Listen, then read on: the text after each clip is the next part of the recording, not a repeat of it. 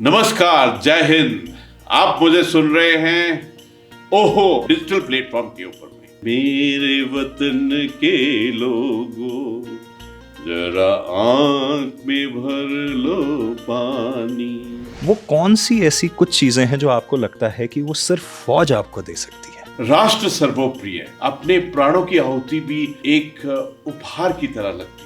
ये देह शिवा वर मोहे, शुभ कर्मंते कबहू न टरो। तेरी मिट्टी में मिल जावा, मैं गुल बन के खिल जावा। कहते हैं कि जब आप अपनी युवावस्था में होते हैं सबसे ज्यादा एनर्जी उसी वक्त आपके पास में होती है। Life is all about how you identify the challenge और उसको अचीव करें। मुझे ऐसा लगता है कि 25 साल में जो हमने सबक सीखे हैं, अभी समय है कि उनको हम परिवर्तित करें रियल इश्यूज, रियल अचीवमेंट के अंदर। दिल का रास्ता पेट से होके गुजरता है, वैसे ही राष्ट्र निर्माण का रास्ता राज्य के निर्माण से होके गुजरता है। 2047 का भारत कैसा होगा? अभी ऐसा लग रहा है कि पूरी दुनिया हमारी तरफ देख रही है कि भारत की सभ्यता से जो सीखा था वो हम पूरे मानवता को, पूरे विश्व को कैसे दें। सरसों से भरे खलिहान मेरे, जहाँ झूम के भंगड़ा पा न सका, आबाद रहे वो गांव मेरा जहाँ लौट के वापस जा न सका।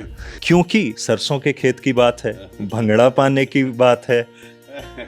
लाइफ में अब कितना भंगड़ा पाते हैं आप? हर वक्त ये एक अंदर से भंगड़ा ऑन रहता है। मैं तो अपने आप को सदा बोलता हूँ कि be in the state of bliss, be in the state of ecstasy, be thrilled. ओहो, इसको करते ही ऐसे लगता है जैसे एक उत्सव है, एक पर्व है। जब हो शब्द निकलता है तो अंदर से ये एक शक्ति के रूप में निकलता है। हेलो, हाय, नमस्कार, पहला प्रणाम, जय हिंद। मैं हूं आरजे काव्य और ये है उत्तर का पुत्र पॉडकास्ट, जिसका पहला एपिसोड हम आप तक पहुंचाने जा रहे हैं। कोशिश है इस पॉडकास्ट के जरिए ऐसे लोगों को आपके सामने लाया जाए जिन्होंने जीवन में कुछ हासिल किया है। और आज ये जो पहला पॉडकास्ट हम शूट करने जा रहे हैं, आप तक पहुंचा रहे हैं एक कमाल की शख्सियत हमारे उत्तराखंड राज्य की।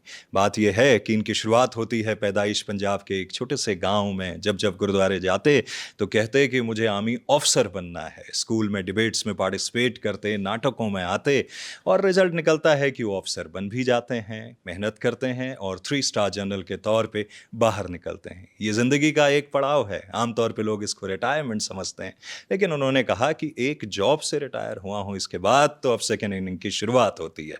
पर्वतराज हिमालय की गोद में आने का मौका मिलता है। उत्तराखंड राज्य के राज्यपाल पद पे वे आसीन हैं। 2 वर्षों से यहाँ पे कार्यरत हैं।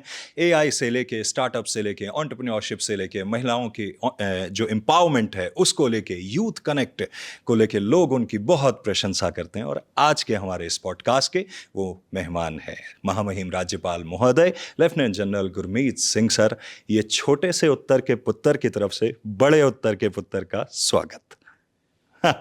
सबसे पहले मेरी सब सुनने वालों को, ओहो के सुनने वालों को, और जिस प्रकार कहा उत्तर के पुत्र और पूरे उत्तराखंडियों के लिए मेरी दिल से जय हिंद। ये बहुत सौभाग्य की बात है कि आज मैं FM के जरिए ओहो के सुनने वालों के साथ जुड़ा हूँ। सचमुच ऐसा लग रहा है जैसे ये तार आत्मा से आत्मा लगने वाली है। वाह। तो सर, जैसा कि मैंने आपके इंट्रोडक्शन में कहा कि 2 वर्ष आपको इस पोजीशन पे हो चुके हैं। ये पूरी जर्नी, कहने को तो 2 वर्ष 2 उंगलियों जैसे लगते हैं, लेकिन अगर दिन और घंटे और हफ्ते और सेकंड्स के हिसाब से देखें, बहुत बड़ा होता है। कैसा अनुभव रहा? आपने बहुत गहरा सवाल किया है, कैसा अनुभव रहा। अनुभव तो एक ऐसी चीज़ है जिसको सिर्फ फील किया जा सकता है, लेकिन एक बात पक्की है, ये 2 साल एक ब्लेसिंग की तरह, एक आभार की तरह, एक कनेक्ट की तरह, और मैं कहूँगा कि एक इतनी लर्निंग हुई है मेरे लिए, क्योंकि मेरा पूरा जीवन सेना में रहा और रिटायरमेंट के बाद में मैंने कुछ देर के लिए मीडिया भी एक एक्सपीरियंस गेन किया। उसके बाद जब मैं यहाँ पे आया तो मुझे ऐसा लगा कि मेरा यहाँ आना एक डिवाइन, कॉस्मिक और एक बहुत बड़ी प्रभु की, शिव जी की, वाहिगुरु की ब्लेसिंग है। शुरू में आकर जब मैं यहाँ पहुँचा तो जिस प्रकार मैंने पूरे जीवन में आर्मी में सीखा था कि मिशन होना बहुत ज़रूरी है, बुल्सआई होना बहुत ज़रूरी है, और मैंने अपने 5 मिशन बनाए। सबसे पहले मुझे ऐसा लगा कि रिवर्स माइग्रेशन मेरा पहला मिशन है। दूसरा, जिस प्रकार प्रभु का यहाँ वरदान है नेचुरल और ऑर्गेनिक फार्मिंग का और लोकल प्रोडक्ट्स, इसके लिए एक ग्लोबल लेवल में मिलने से उनके साथ कनेक्ट करने बहुत जरूरी है। तीसरा, एक अनुभव सा हुआ कि उत्तराखंड के परिवार की सबसे जो इम्पोर्टेंट सदस्य है वो हमारी महिला है। वुमेन एम्पावरमेंट किस प्रकार किया जाए और गर्ल चाइल्ड का वेलफेयर, और मुझे ऐसा लगा कि ये सब अचीव करना है तो आज के युग के अंदर में जो सबसे सुंदर अवसर है, अपॉर्चुनिटी, वो है टेक्नोलॉजी, वो है आर्टिफिशियल इंटेलिजेंस, वो है कनेक्टिविटी। मुझे ऐसा लगता है कि प्रभु के आंगन में, उत्तराखंड के अंदर में, जहाँ सभ्यता, संस्कृति और इतिहास का इतना बड़ा स्रोत है, अगर गेम चेंजर, टर्निंग पॉइंट और सेंटर ऑफ ग्रेविटी जिससे एकदम विकास आ जाए तो वो यही हो सकता है। ये मेरे 5 मिशन थे और अपनी हद बनाना बहुत जरूरी होता है, इसलिए मैंने एक शिव जी के त्रिशूल के रूप में अपनी हद बनाई। त्रिशूल को देखते हैं तो 3 पॉइंट होते हैं। सबसे पहले मैंने अपने आप को बताया कि मैं कॉन्स्टिट्यूशनल हेड हूँ और इसलिए संविधान को अपहोल्ड किस प्रकार करना है वो सबसे जरूरी है। दूसरा, डेमोक्रेसी, लोकतंत्र की प्रणाली को कैसे स्ट्रांग बनाया जाए, और तीसरा कि गवर्नर की डिग्निटी, गरिमा को किस प्रकार बरकरार रखा जाए। मुझे इन 2 सालों में ना जाने कितनी बार मेरे आत्मा में सोच, विचार और धारणा आती हैं कि शिव जी ने तो 3 वरदान दिए हैं उत्तराखंड को, हर एक उत्तराखंडी को, उसको किस प्रकार से विकास, समृद्धि और खुशहाली में चेंज किया जाए। और वो जो 3 हैं वो है टूरिज्म, हर एक फॉर्म की टूरिज्म, हार्टिकल्चर, लोकल प्रोडक्ट्स, और तीसरा है वेलनेस सेक्टर। और मुझे ऐसा लगता है कि उत्तराखंड का सर्वश्रेष्ठ बनने का समय आ गया है, क्योंकि मैं उस क्षण में माननीय प्रधानमंत्री जी के साथ में था जब वो नवंबर 2021 में केदारनाथ जी आए थे और केदारनाथ जी के प्रांगण में उन्होंने कहा कि 21st सेंचुरी का तीसरा दशक बिलोंग्स टू उत्तराखंड। तो मुझे ऐसा लगा कि इसे शिव जी ने वरदान दिया है और ये सर्टिफाइड कहा है कि 21st का तीसरा दशक उत्तराखंड का ही होने वाला है। तो इसी मार्ग के ऊपर में चलते हुए, इसके ऊपर में सोच विचार करते हुए कि किस प्रकार उत्तराखंड को 21st सेंचुरी का तीसरा दशक बनाया जाए, यानी कि किस प्रकार विकास, समृद्धि और खुशहाली लाया जाए। और मैं जैसे हर रोज के अपने कदम बढ़ाता गया तो मेरा तो यहाँ पैशन और हर एक उत्तराखंडी के साथ जो कनेक्ट है और गहरा होता रहा। आपने बिल्कुल ठीक कहा कि ऐसा लगता है कि 2 साल कुछ ही क्षण के अंदर में चले गए, और मुझे इन 2 साल में एक कॉन्फिडेंस आया है that the missions are achievable, और हर जो परिस्थिति है वो कह रही है that we will be collectively be a successful state. बिल्कुल। बात करें सर, आज हम 2023 में ये बातचीत कर रहे हैं और जब 2025 आएगा ये राज्य 25 वर्ष का हो जाएगा। कहते हैं कि जब आप अपनी युवावस्था में होते हैं सबसे ज़्यादा एनर्जी उसी वक्त आपके पास में होती है और कई बार आप डिविएट भी हो जाते हैं, तो खुद की पॉजिटिव एनर्जी के साथ किस रास्ते पे चलना है। तो राज्य अपने 23, 24, 25वें वर्ष में अब आगे बढ़ेगा, तो 2025 तक बात बार बार आ रही है कि इसको एक अच्छा और सर्वश्रेष्ठ राज्य बनाया जाए। कौन सी वो चीज़ें हैं और क्या चैलेंजेस हैं? आपने बहुत सुंदर बात की है। देखिए, life is all about how you identify the challenge और उसको अचीव करें। ये जो बेंचमार्क आपने बताया है 2025 का, ये हमारे उत्तराखंड की उम्र का भी एक यूथफुल ईयर है। मुझे ऐसा लगता है कि 25 साल में जो हमने सबक सीखे हैं, अभी समय है कि उनको हम परिवर्तित करें रियल इश्यूज, रियल अचीवमेंट के अंदर में। मुझे ऐसा लगता है कि जिस प्रकार हमने अपने कदम बढ़ाए हैं उसमें टूरिज्म के इलाके में हार्टिकल्चर के इलाके में और वेलनेस सेक्टर यानी कि आयुर्वेद, योगा, मरम के इलाके में हमको बड़ी सफलता मिलने वाली है।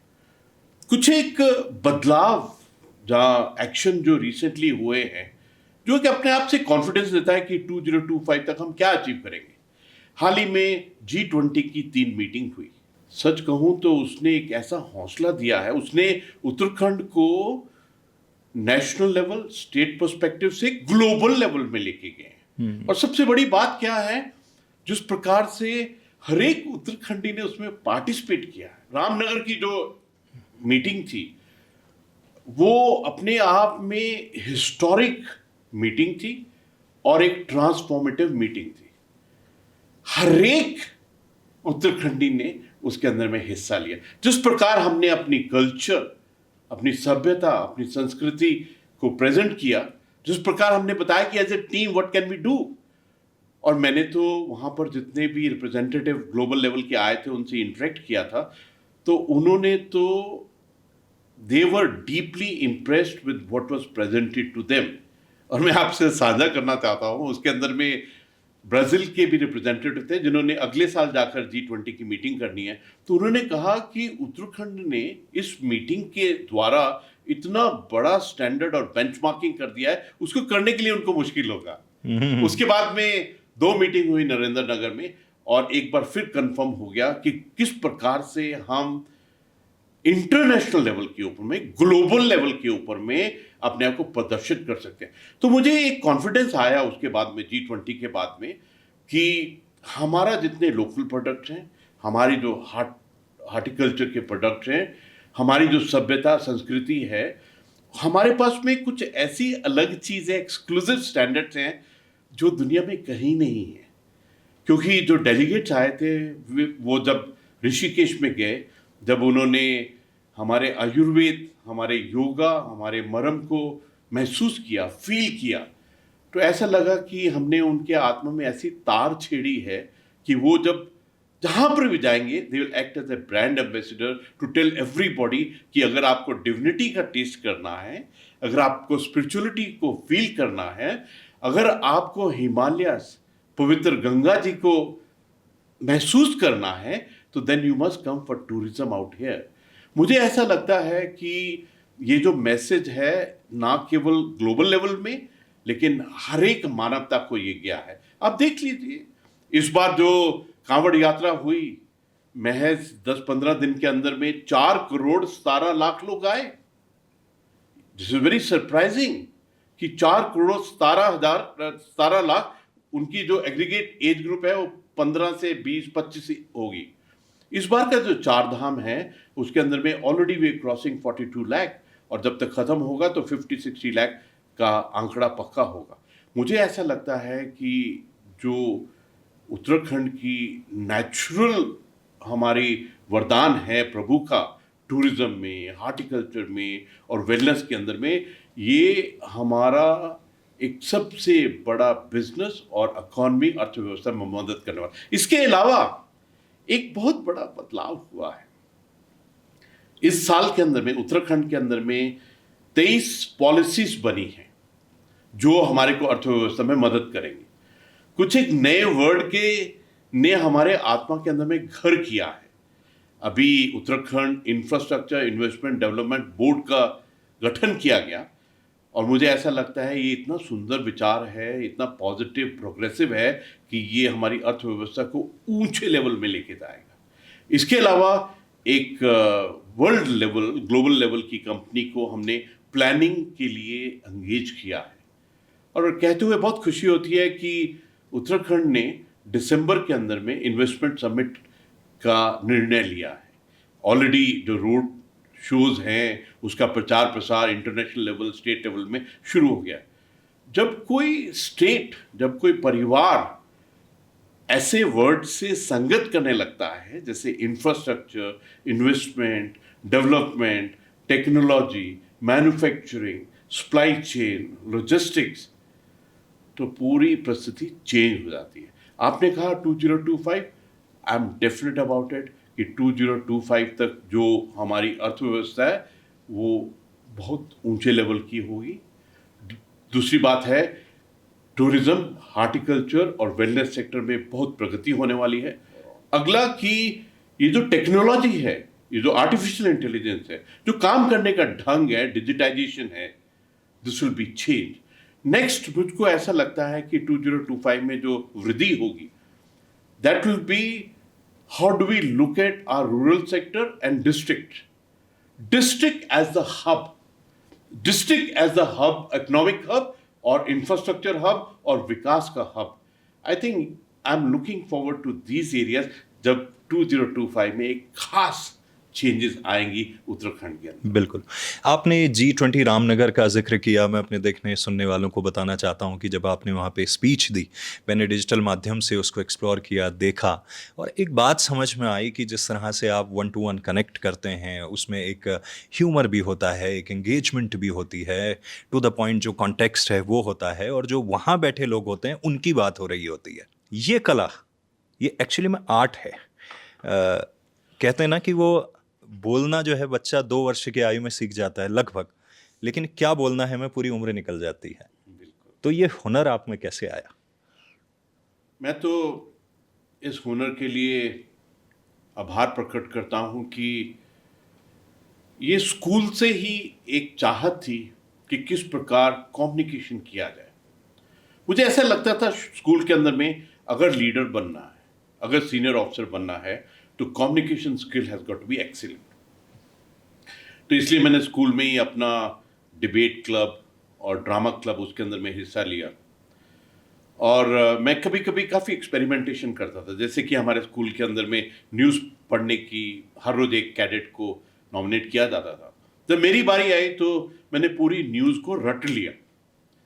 मैंने अपने आप को चैलेंज किया कि मैं रटूंगा लेकिन बोलूंगा उसी प्रकार जैसे न्यूज़ बोलनी चाहिए।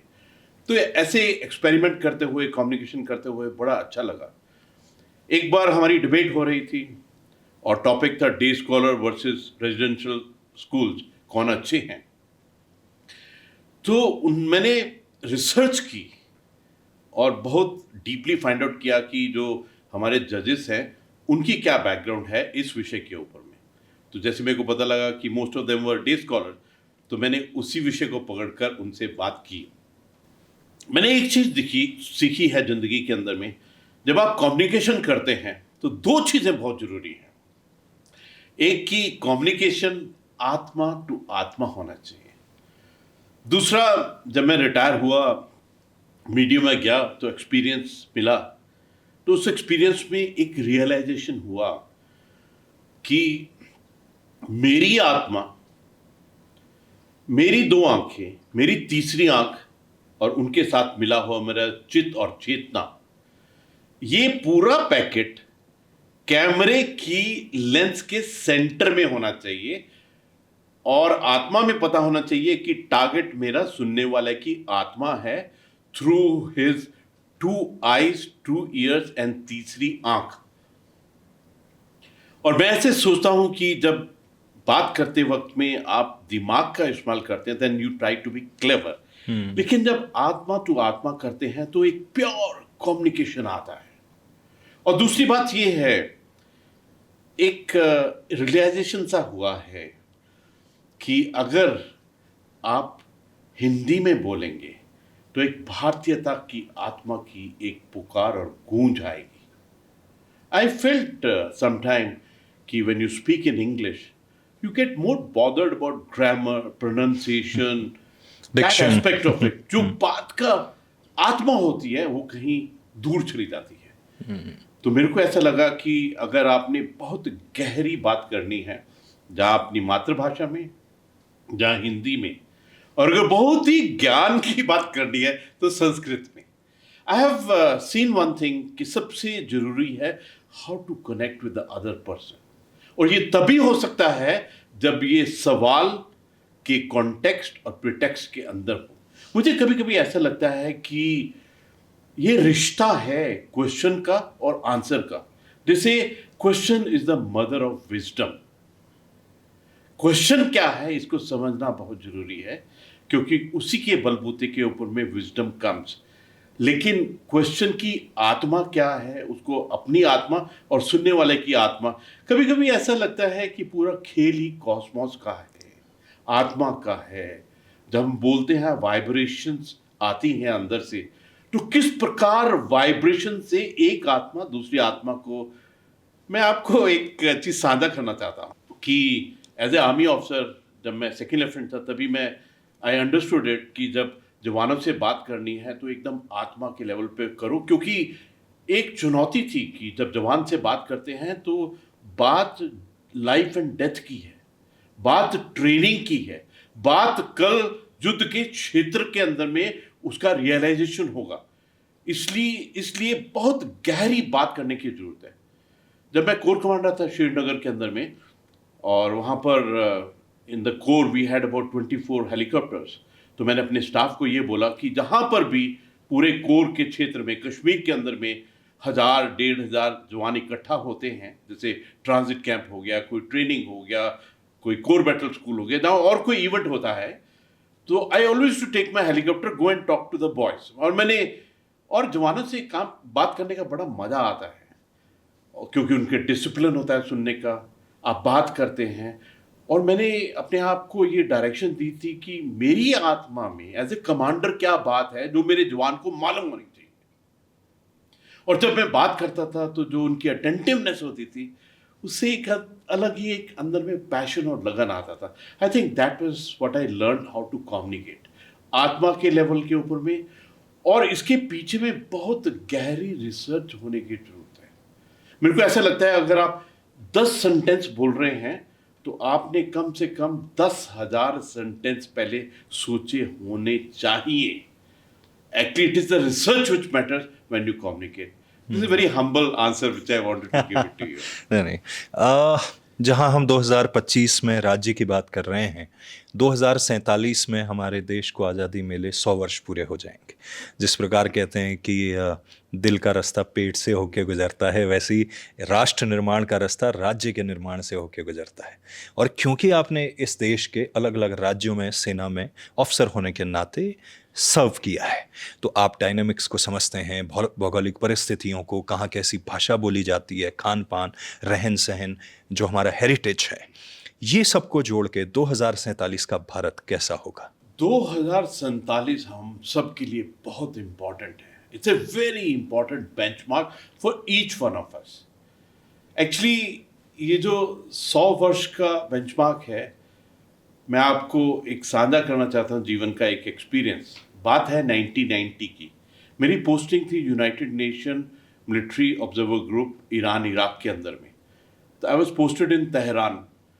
तो मैं एक सेक्टर हेडक्वार्टर में था, और उस मिशन के अंदर में 10 आर्मी ऑफिसर्स थे।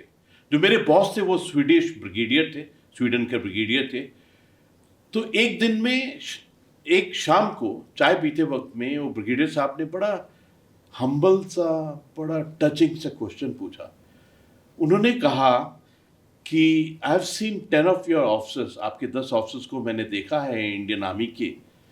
अगर आपकी ह्यूमन रिसोर्स क्वालिटी ये है, HR क्वालिटी ये है, तो इंडिया सुपर पावर क्यों नहीं है? आई वॉज वेरी टच्ड कि एक स्वीडिश ब्रिगेडियर ने ये कहा कि हमारा भारत का ह्यूमन रिसोर्स वैल्यू इतनी है। He was expecting us even in 1990 to be a super power. तो मेरे को मालूम नहीं था मैं कैसे आंसर करूं, to be very honest. I was very touched by the question. तो मैंने उनको कहा, sir I am very humbled by your question, but I really don't know how to answer you. उस वक्त में 1990 में we were just 43 years from independence. तो मैंने उनको कहा कि for 1000 years we had Mughals and Britishers who were ruling us. And it has just been 43 years since our independence. I told him, just wait for us to be 75 years or 100 years, we will surely be a superpower. 1990 में कहा था, अभी 2047 आने वाला है। तो मेरे को तो emotionally, professionally, passionately, from nationalistic point of view, I am very touched on this mission of 2047।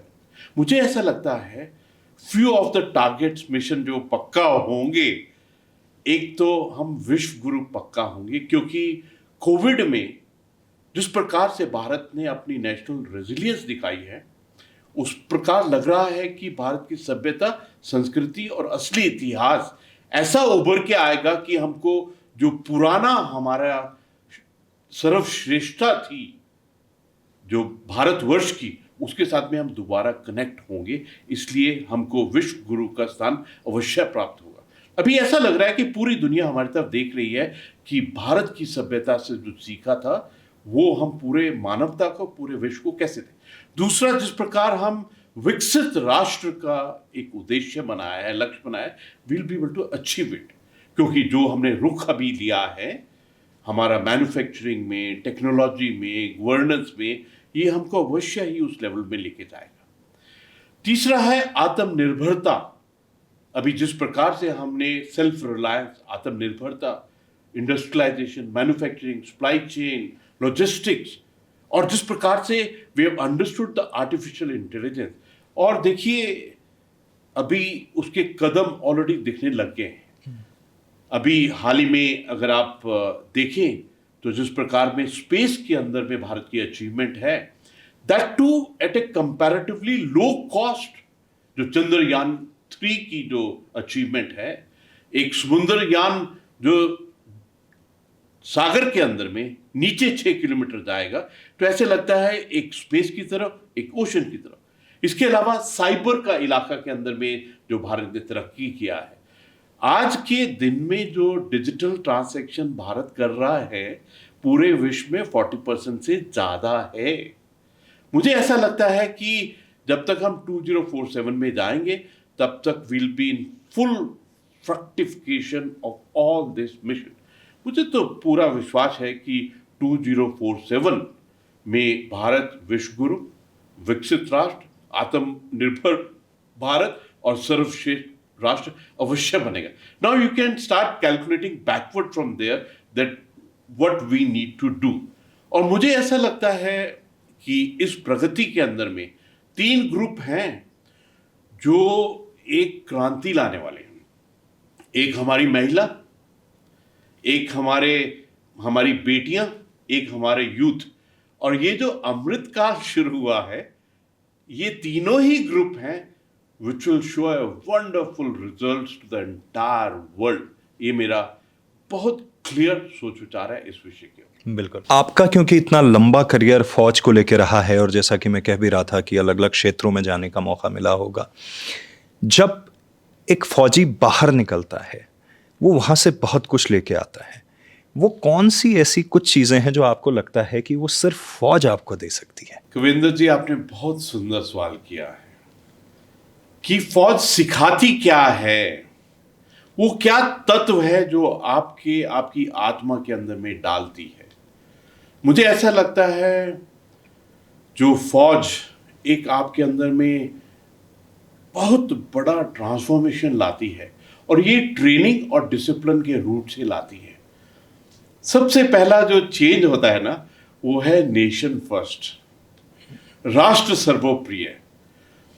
ये भावना इस प्रकार कूट कूट के आपके अंदर में डाली जाती, आ जाती है उस वातावरण के अंदर में, कि सुप्रीम सेक्रीफाइस, अपने प्राणों की आहुति भी एक उपहार की तरह लगती है। दूसरा, प्रोफेशनलिज्म, कि जो आपका काम है, जो आपको ड्यूटी मिली है, जो आपको हुक्म मिला है, उसको किस प्रकार से एक्सपर्टीज और पूर्णता से करना है। ये जो प्रोफेशनलिज्म है ना, कि मैं अपने आप काम को किस प्रकार करूं, क्योंकि लड़ाई के अंदर में there are no runners up. Runner up का कोई जगह नहीं है। जहां आपकी मृत्यु होगी, जहां दुश्मन की मृत्यु होगी, और everything is about the bulls आई। अगर टारगेट में गोली नहीं लगी तो उसका कोई फायदा नहीं है। इसका मतलब आपका एक्सीलेंस, आपका प्रिसिजन, आपका प्रोफेशनलिज्म।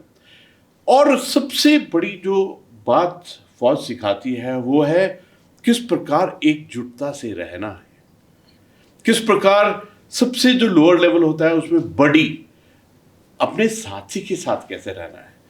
देखिए, जब लड़ाई में जाते हैं तो आपका बड़ी एक ऐसा होता है जो गोली आने पर, मौसम खराब होने पर आपके साथ में होता है। आप हर एक परिस्थिति में अपने बड़ी के साथ में किस प्रकार रहते हैं, और जो आपका एक गठबंधन होता है, क्योंकि जो फौज का बेसिक प्रिंसिपल है फायर एंड मूव, एक फायर करेगा तो दूसरा मूव करेगा, वो रुकेगा तो दूसरा फायर करेगा, इस प्रकार से करते हैं। और इसके अलावा सबसे बड़ा है मेरा कमांडर, मेरे कमांडर का हुक्म, मेरे कमांडर का हुक्म मेरे लिए धर्म है।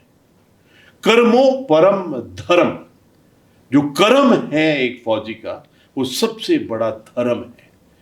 मेरे को कभी कभी ऐसा लगता है कि फौज के अंदर में से सबसे अच्छी ट्रेनिंग होती है वो होती है अपने विल पावर की training, self control, self discipline की ट्रेनिंग।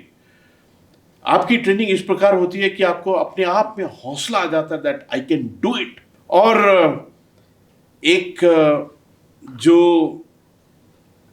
नमक निशान जो आपकी पलटन है, जो आपकी रेजिमेंट है, जो आपकी कंपनी है, आप उसके लिए कुछ भी कर देंगे ना, ये जो स्पिरिट है। और कभी कभी ऐसा लगता है कि when you go through the process of the army, हर रोज हर क्षण ये चीज आपके अंदर में डाली जाती है, क्योंकि ऐसा लगता है कि ये जो विषय है ना, इंटीग्रिटी, लॉयल्टी, ये एक बार टूट गए तो दोबारा जुड़ नहीं सकते। तो इसलिए ये जो हम बोलते हैं सोवरेनिटी, इंटीग्रिटी, टेरिटोरियल इंटीग्रिटी बात करते हैं, तो हर एक सैनिक के अंदर में ये कूट कूट के डाला जाता है, जहाँ ट्रेनिंग हो जाती है, जहाँ आपका पूरा सोच विचार ही चेंज हो जाता है कि I am the last resort, I am the last instrument of security and safety for my nation. ऐसी सोच के अंदर में जब जीते हैं ना, तो एक अलग ही पैशन, एक अलग ही लगन, एक अलग ही आनंद आता है। I think that's the way one has lived the life. तो आपने आनंद की बात करी। वैसे तो जब फौज में रहते हैं तो थोड़ा सा सीरियस माहौल ज़्यादा रहता होगा, और दूसरा स्पेशली उन दिनों में जब परिवार से आप दूर हो, युद्ध लड़ रहे हैं, तो अब आम जिंदगी में तो आप अलग तरह से सेलिब्रेट करते हैं। वहाँ कैसे सेलिब्रेशन होता था? रेजिमेंटल सॉन्ग्स हो गए, देशभक्ति गाने हो गए, कैसे क्या माहौल रहता था? मैं असम रेजिमेंट का हूँ जी। मेरे जितने भी जवान हैं वो नॉर्थ ईस्ट के हैं, and they are the best soldiers in the world, और वो बहुत अच्छे इंसान हैं। एंड अगर आप नॉर्थ ईस्ट की कल्चर देखेंगे तो म्यूजिक, हंसी, उत्साह, पर्व की बहुत जगह है। एक्चुअली बाहर से ही लगता है कि फौजी बहुत कड़क है, अंदर से तो एक बचपना सा होता है। और मेरे को जब मैं सेकेंड लेफ्टिनेंट बना था तो मैंने अपने आप को बोला था कि गुरु नानक देव जी की 4 क्वालिटीज़ हैं जिनको बहुत शुद्धता के साथ अपने आप बनाए रखना है। सबसे पहला इनोसेंस। इनोसेंस एक बहुत बड़ी स्ट्रेंथ है, मासूमियत, हम्बलनेस एंड कंपैशन, करुणा। और ये सब तभी हो सकता है जब आप एक आनंदमयी अंदर में वातावरण हो।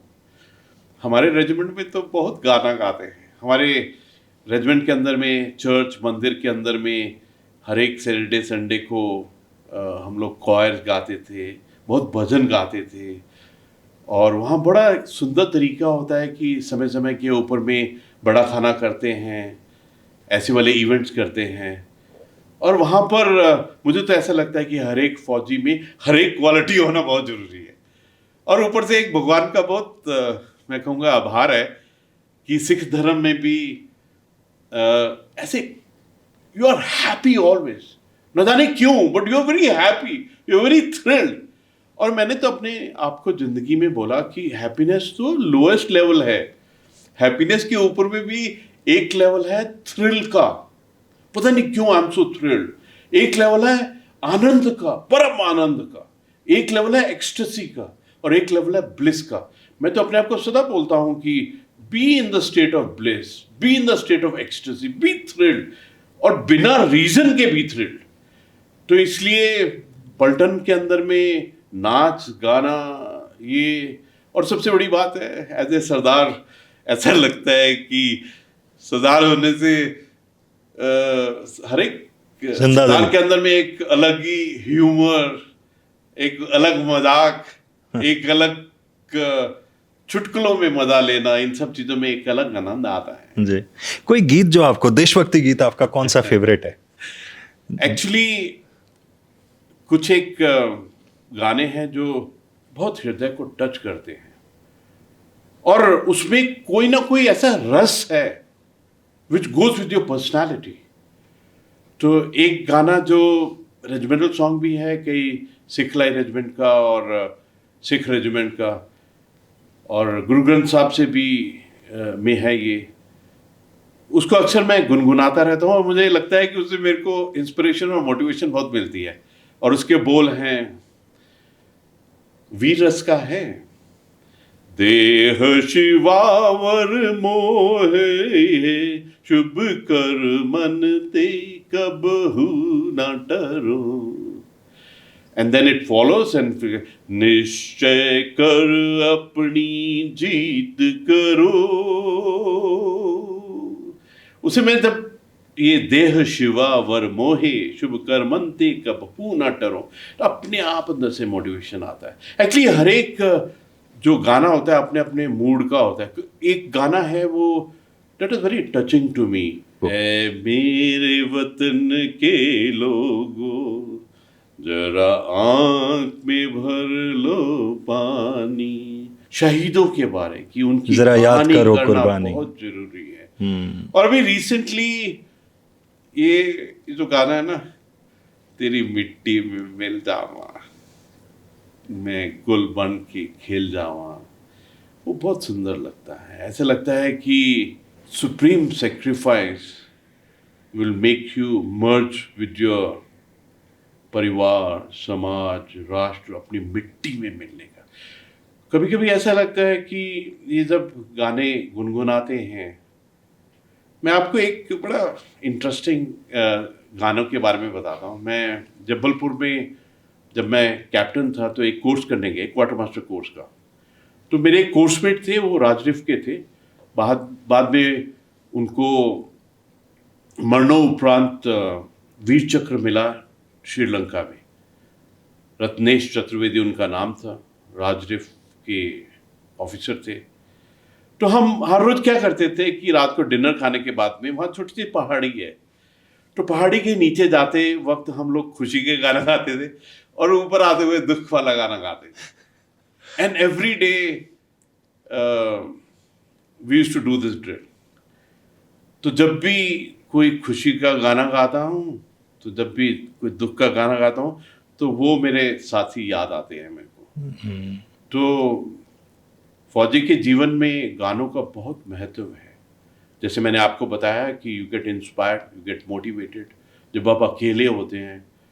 कभी कभी बंकर के अंदर में, अल्टीट्यूड में, 20,000 फीट की जगह पे कोई जवान गुनगुना रहा हो, उसके पीछे में बैठ के उसको सुनो तो इतना अच्छा लगता है, you know, it is very आपने चांटिंग। जी तेरी मिट्टी गाने का जिक्र किया, उसमें एक लाइन आती है कि सरसों से भरे खलिहान मेरे, जहां झूम के भंगड़ा पा न सका, आबाद रहे वो गांव मेरा जहां लौट के वापस जा न सका। तो क्योंकि सरसों के खेत की बात है, भंगड़ा पाने की बात है, गांव वापस जाने की बात है, लाइफ में अब कितना भंगड़ा पाते हैं आप? हर वक्त ये एक अंदर से भंगड़ा ऑन रहता है। अभी तो मैं तो अपना पूरा, अगर मैं अपने जीवन को देखूं तो पहले 10 साल ट्रेनिंग के गुजरे। पहले सैनिक स्कूल में था मैं 6 साल, 3 साल एनडीए में, 1 साल आई में, तो 10 साल मैंने ट्रेनिंग के हो गए। 40 साल नौकरी की, उसके बाद में 4-5 साल मीडिया के किए। तो अभी का जो पल है मेरे लिए तो इतना आनंदमयी पल है। प्रभु ने, वाहिगुरु ने, शिव जी ने मुझको ये वरदान दिया है, आशीर्वाद दिया है कि मैं शिव जी की धरती में, जहाँ पर डिविनिटी, जहाँ स्पिरिचुअलिटी, जहाँ पर उत्तराखंडी, हर भारतीय का जो सभ्यता, संस्कृति और पौराणिक जो हमारा इतिहास है उसका गढ़ है।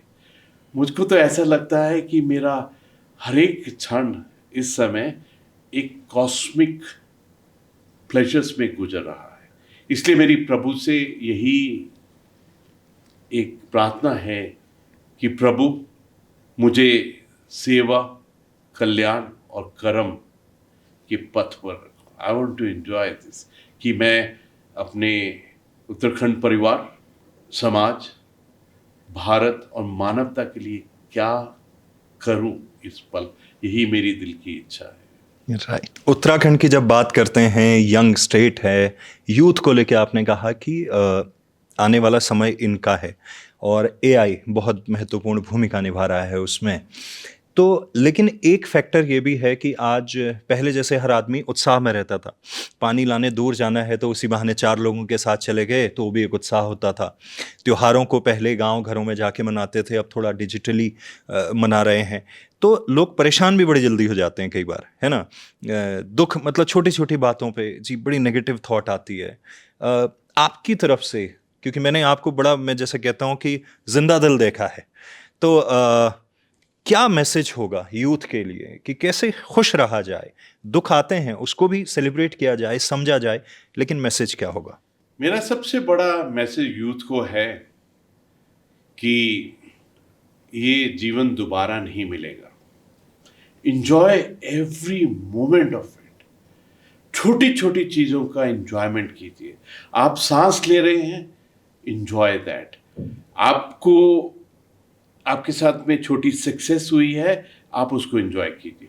दूसरा, जिंदगी में ट्रेवल लाइट, मतलब कहने का मतलब है ना तो पास्ट के चीज़ों को ज़्यादा अपने दिमाग में रखो, ना ही फ्यूचर के बारे में ज़्यादा करो, लेकिन इस क्षण का एंजॉयमेंट। और दूसरी बात मैं ये कहना चाहता हूँ कि ये जो खुशी है ना, जो एंजॉयमेंट है, इसके लिए सिर्फ एक ही इंस्ट्रूमेंट चाहिए, वो है योर ओन इनसाइड।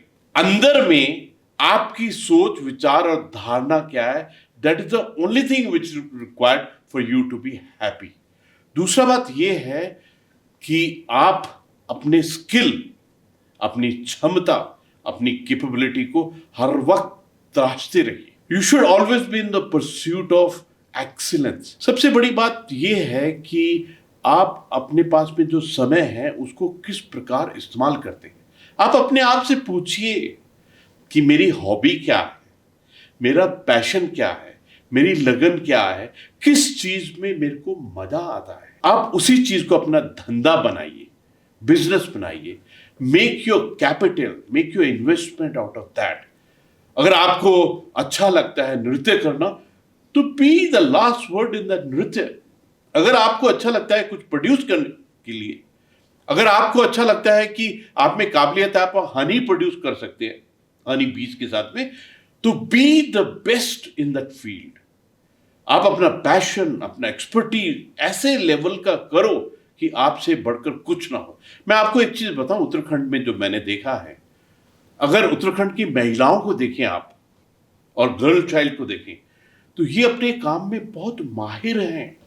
चाहे वो छोटा सा प्रोडक्ट बनाए, चाहे वो पेंटिंग बनाए, चाहे वो एम्ब्रॉयडरी करे, चाहे जो कोई भी कार्य करती हैं, इतनी लगन से करती हैं। और मैं एक चीज बता रहा हूं कि अगर आपने जीवन को किस प्रकार जीना है, तो हमारी उत्तराखंड की महिलाएं और गर्ल चाइल्ड, हमारी बेटियों से सीखें। मैं बता रहा हूं एक चीज आपको कि जैसे लेक होती है ना, उसके ऊपर से तो शांत होती है, लेकिन नीचे के अंदर में बहुत वेव्स होती हैं उसके अंदर में। जब मैं एज ए चांसलर यूनिवर्सिटीज में जाता हूं, और उत्तराखंड के अंदर में 35 यूनिवर्सिटीज हैं, 11 स्टेट और बाकी निजी universities. 60 to 70% of awards, degrees and gold medals, PhDs are being claimed by हमारी बेटियां। और मैं आपको एक बात, आपने पहले सवाल किया था 2025 और 2047 का और उत्तराखंड का सर्वश्रेष्ठ बनने का, उसमें क्रांति लाने की जो क्षमता है वो 3 एलिमेंट्स के अंदर में है। उत्तराखंड की महिला, हमारी बेटियां और हमारा यूथ। और मुझे ऐसा लगता है यूथ के लिए अभी अवसर बहुत हैं, स्टार्टअप्स का, माइक्रो फाइनेंस स्कीम का, एंटरप्रेन्योरशिप का, यूनिकॉर्न का। आप सिर्फ डिसाइड करना है कि आपको क्या अच्छा लगता है और उसमें अपना पैशन लगाइए, hard work. And let me tell you one thing, कभी कभी मैं सोचता हूँ कि इतना बड़ा देश है, 140 करोड़ हैं, उत्तराखंड की तो पॉपुलेशन 1 करोड़ 15-20 लाख होगी। क्या बात है कि देश का national security adviser is from Uttarakhand. क्या बात है कि देश के पहले प्रथम सीडीएस साहब, जनरल रावत साहब, is from Uttarakhand. What is the reason that even the second CDS is from Uttarakhand? What is the reason कि यहां जन्मे आज उत्तर प्रदेश के मुख्यमंत्री जी हैं। ऐसे ही अन्य बहुत हैं उत्तराखंडी जो पूरी दुनिया में लीडरशिप में हैं। तो मुझे ऐसा लगता है कि हमारे जितने यूथ हैं, you have that factor of credibility, dependability, hard work, capability and the idea of excellence. और मेरे को तो पक्का है कि आने वाले समय के अंदर में उत्तराखंड, उत्तराखंडी का नाम सबसे ऊंचा होगा। जब यूथ की बात आती है, डिजिटल की बात आती है, आप थोड़ी देर पहले डिजिटल ट्रांजैक्शंस की बात कर रहे थे कि हम लीड कर रहे हैं और बहुत सारी कंट्रीज़ में टेक्नोलॉजी भी भेज रहे हैं जो हमारे प्लेटफॉर्म्स को इस्तेमाल कर रहा है। इसमें एक बहुत इंपॉर्टेंट कंपोनेंट है एआई का, आर्टिफिशियल इंटेलिजेंस का, जिसके ऊपर आप जब यूनिवर्सिटीज़ में, कॉलेजेस में, अपने लेक्चर्स में या आम तौर पे भी भाषणों में बहुत जिक्र करते हैं, एआई की इम्पोर्टेंस को आप कैसे देखते हैं? मैं तो ऐसा सोचता हूं कि आने वाले समय में AI is going to be the most important aspect. AI में वो शक्ति है कि ट्रांसफॉर्मेशन और मॉडर्नेशन ला सकती है। आपने देखा होगा कि हाल ही में जब माननीय प्रधानमंत्री जी अमेरिका में गए थे, तो अमेरिका के प्रेसिडेंट साहब ने उनको एक टी शर्ट दी और उसके ऊपर लिखा होता एआई इज द फ्यूचर। मैं बहुत मासूमियत से जब एआई को देखता हूं ना, तो मैं देखता हूं कि ब्रेन के स्पेलिंग में बी, आर और एन को हटा दे तो एआई आ जाता है। अगर आप जय हिंद बोलते हैं, JAI, जे हटा दे तो एआई आ जाता है। उसी वक्त ऐसा लगता है कि अगर आपने जिंदगी में कुछ गेन करना है, उसमें भी जी और एन को हटा दे तो एआई आ जाता है। एक्चुअली बहुत बारीकी से, गहराई से अगर आप देखेंगे तो आज जो पूरी दुनिया में कंपटीशन है, that is on artificial intelligence. Artificial intelligence है क्या? आर्टिफिशियल इंटेलिजेंस डिजिटाइजेशन, इंटरनेट से बना हुआ, और इसके अंदर में दो तत्व ऐसे हैं, मशीन लर्निंग और डीप लर्निंग। मुझे ऐसा लगता है कि आने वाले समय के ऊपर में artificial intelligence is going to hog the entire world of software. हर एक सॉफ्टवेयर जो अभी तक बना है, इसको AI is going to hog and is going to consume and come in the shape of artificial intelligence. अगर आप बारीकी से देखेंगे ना कि artificial intelligence is already started affecting every part of our being, चाहे वो एजुकेशन है, हेल्थ है, मैन्युफैक्चरिंग है, स्पेस, साइबर, आप कोई भी फील्ड ले लीजिए, उसके अंदर में artificial intelligence is creating a massive space for itself. अगर हमको पूरे वर्ल्ड को लीड करना है और मानवता को मदद करनी है, तो एआई को अडॉप्ट करना बहुत जरूरी है। हमारे बीच में कुछ लोग कभी कभी ऐसा सोचते हैं कि एआई की प्रॉब्लम्स क्या हैं, इनके डेंजर क्या हैं। मैं तो ऐसा सोचता हूं कि जब इंडस्ट्रियल रेवोल्यूशन आई थी, उस वक्त में यहाँ अंग्रेज थे, उन्होंने हमको कभी पार्टिसिपेट ही नहीं करने दिया। लेकिन ये जो नॉलेज एज, नॉलेज की रेवोल्यूशन और आर्टिफिशियल इंटेलिजेंस है, जब आई है, तो हम आजाद हैं। तो इंपॉर्टेंट है कि वी अडॉप्ट दिस थिंग। और मुझे एक और मैं बात गहराई से कहना चाहता हूं कि artificial intelligence, AI is very natural to every Indian. अगर आप बारीकी से देखेंगे तो कंप्यूटर की लैंग्वेज और संस्कृत की लैंग्वेज इज ऑलमोस्ट सेम। और मुझे ऐसा भी लगता है कि जो एआई का साइंस, क्राफ्ट, जो कुछ भी है, वो इंडियंस के लिए बहुत नेचुरल है। और मुझे ऐसा लगता है कि अगर आप वर्ल्ड का सर्वे करेंगे to number of Indians who are involved in this, और मुझे ऐसा लगता है कि अगर हमारी सभ्यता, संस्कृति, संस्कृत लैंग्वेज और हमारे पहले की जो सोच विचार थे, पहले का जो भारतवर्ष का विकास का एक मापदंड था, उसके अंदर भी आर्टिफिशियल इंटेलिजेंस थी। कभी कभी ऐसा भी लगता है मेरे को कि आर्टिफिशियल इंटेलिजेंस एक कॉस्मोस, एक ब्रह्मांड की लैंग्वेज है। So it is very natural to every Indian. तो मैं तो हर एक यूथ को, हर एक भारतीय को, हर एक उत्तराखंडी को बोलूँगा, अगर हम आर्टिफिशियल इंटेलिजेंस टेक्नोलॉजी को अडॉप्ट करते हैं तो ये हमको विकास, समृद्धि, खुशहाली और भारत को विश्व गुरु और एट द सेम टाइम विकसित राष्ट्र बनाने में अत्यंत मदद करेगा। Thank you so much sir, आपसे बात करके बहुत अच्छा लगा। हमेशा जब जब आपको सुनते हैं एक नया विजन मिलता है, एनर्जाइज फील करते हैं हम। और आप हमारे इस उत्तर का पुत्तर पॉडकास्ट के पहले एपिसोड में आए हैं, इसलिए भी ये हमेशा याद रहेगा। और मैं उम्मीद करता हूँ हमारे देखने सुनने वालों को बड़ा मजा आया होगा। आपका अनुभव कैसा रहा? सच कहूँ तो ऐसा लगता है कि ये एफएम की वाइब्रेशन नहीं है, ये आत्मा की वाइब्रेशन है, ये ब्रह्मांड की वाइब्रेशन है।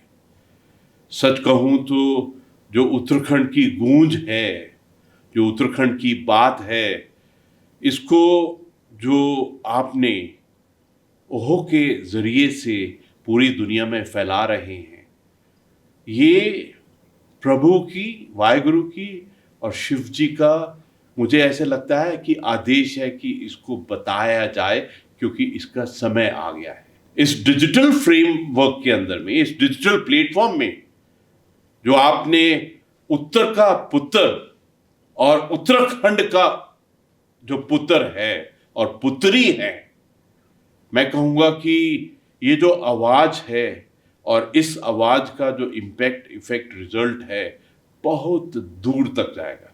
मैं आपके ओहो चैनल को एक बात और कहूँ, न जाने आपने ये वर्ड, ये शब्द कैसे चूज किया है, ओहो। इसको करते ही ऐसे लगता है जैसे एक उत्सव है, एक पर्व है। जब हो शब्द निकलता है तो अंदर से ये एक शक्ति के रूप में निकलता है।